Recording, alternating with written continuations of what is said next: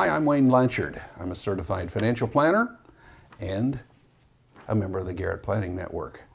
We have a question that says, what is the difference between a stop loss order and a trailing stop loss order? Now, this is one that's near and dear to my heart because I really like the use of trailing stop losses.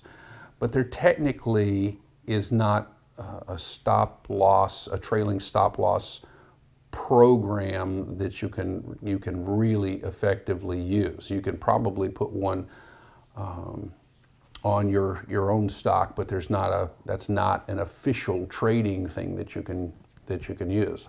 Well, let's talk about what a stop loss order is to get started here. First of all, a stop loss says if you bought a stock at $10, you put in a standing order that if this stock ever drops to, say, $8, that it will be sold. Now, I always have one caveat with this.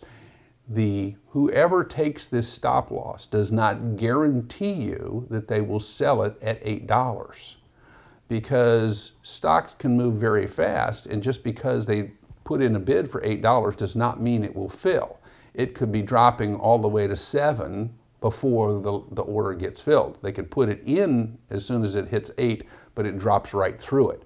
So you have to understand that you won't always get what you want in a stop loss order, but it will get sold, therefore predicting your downside.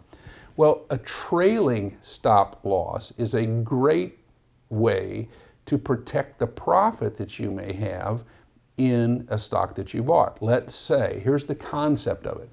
Let's say you buy a stock for $10 and you put a stop loss of $8 on it. Well, now let's say your stock goes up to $12. Well, what we'd like to do is move that stop loss up to $10. And let's say it moves on up to 14. Now we want to move our stop loss to 12 and 16 to 14 and so on. That would be a trailing stop loss. Now, what I'm talking about is your broker will probably accept a stop loss order anytime you want to put one in. But I don't know of any brokers at this point in time that have the ability to put a true moving stop loss on.